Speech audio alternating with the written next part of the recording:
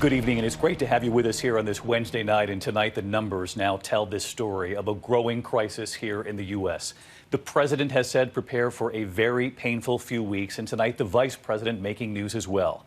With what he said just today, and we have all seen what played out in Italy, it is still playing out there. And now the vice president saying that the White House modeling suggests Italy may be the most comparable area to the United States. Tonight, the numbers here. In just 2 weeks' time, we've gone from 7,700 reported cases to more than 206,000. 1 month ago, March 1st, there was one reported death from the virus in the U.S. Tonight, the death toll is more than 4,600. More states now heeding the call to flatten the curve. At least 45 states now imposing stay-at-home restrictions. Florida, Mississippi, Georgia imposing those restrictions just today. Here in New York City tonight, video provided by Mount Sinai, Queens, patients lining the ER hallways there. That field hospital in Central Park tonight, up and running. We were there as the first coronavirus patient arrived today. Of course, many more to come. And New York's governor tonight, Andrew Cuomo, saying the peak of this here in New York, the hardest hit area so far, won't likely come until the end of April. And that as many as 16,000 New Yorkers could die.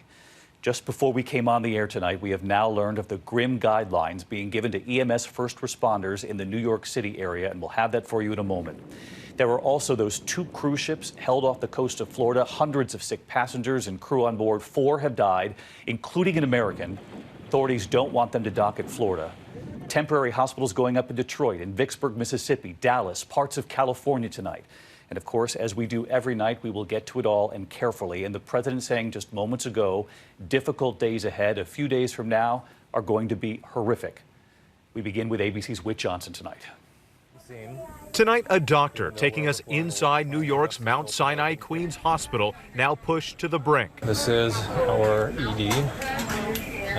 You can see all the rooms are filled. Usually these halls are very neat and empty. And now you can see there's patients everywhere because of this. Makes it very hard to work, and we're trying our best to treat everyone that we can. Many of the patients immediately put on oxygen. All these patients here sitting out in the hallways because we are full. Healthcare workers on the front lines making painful sacrifices. I said goodbye to my wife and my daughter for who knows how long. It's going to be several weeks probably before I see him in person again. Everyone in the hospital is working overtime, and it takes a toll because you're both physically and mentally exhausted. And tonight, news on Dr. Colleen Smith, who shared these images from one of the first hard-hit ERs in Queens. All the patients in this room, all the feet that you see, they all have COVID. Now confirming she's tested positive herself for COVID-19. Hospitals so overwhelmed, iconic public spaces now used to treat patients.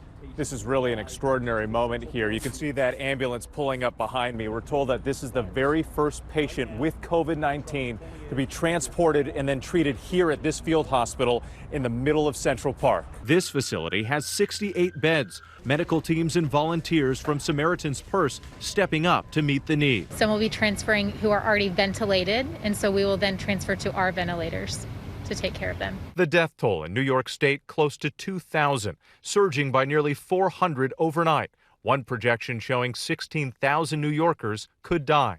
And tonight, word of the youngest known victim, a 6-week-old baby, passing away from complications of the virus in nearby Connecticut. What we're looking at now is the apex, top of the curve, roughly at the end of April, which means another month of this. The governor shutting down playgrounds, calling on the NYPD to enforce the rules. How reckless and irresponsible and selfish for people not to do it on their own. I mean, what else do you have to know? What else do you have to hear? The White House coronavirus task force with that grim projection that even if Americans follow the restrictions, 100 to 240,000 people could die in the U.S. As I said yesterday, difficult days are ahead for our nation. We're going to have a couple of weeks starting pretty much now, but especially a few days from now, that are going to be horrific. At least 45 states now with stay-at-home orders, but tonight growing pressure on the rest. In Florida, the governor reversing course, now issuing a statewide stay-at-home order for its 21 million residents. The governor abandoning his county-by-county approach after consulting with the White House. I'm going to be doing an executive order today directing all Floridians to limit movements and personal interactions outside the home. In Louisiana, a jump in cases. Nearly a third of hospitalized patients are on ventilators. Those numbers are staggering, and looks like there's no end in sight. And if these numbers continue,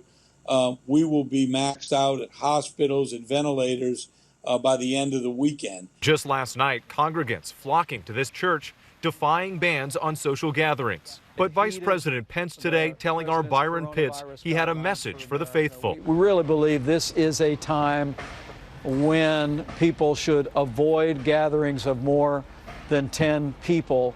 And so we continue to urge churches around America to heed to that. Across the country, field hospitals going up from Massachusetts to Illinois.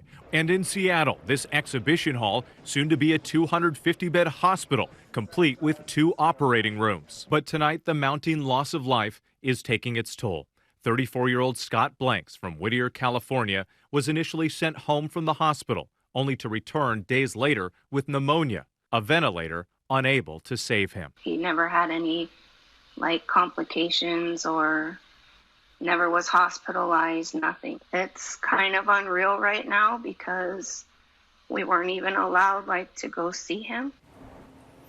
Just awful. Whit Johnson back with us live from New York tonight. And Whit, I wanted to get back to those new guidelines for first responders in the New York area. They now have new orders, guidelines about how to handle cardiac patients, and it would seem that this is somewhat of a tacit acknowledgement that certain near-death patients will likely not be able to be saved because of hospitals across the city already overrun with coronavirus patients. David, these new orders obtained by ABC News outline specific guidelines on how to respond to cardiac emergencies, telling EMS crews in the field that if they cannot get a pulse on their own, that they should not take that patient to the hospital. These orders also reflect concerns about CPR itself spreading coronavirus, a sign of just how stretched thin these emergency rooms are. David. Very difficult decisions in days ahead. Whit, thank you. And we. Hi, everyone. George Stephanopoulos here. Thanks for checking out the ABC News YouTube channel. If you'd like to get more videos, show highlights, and watch live event coverage, click on the right over here to subscribe to our channel. And don't forget to download the ABC News app for breaking news alerts. Thanks for watching.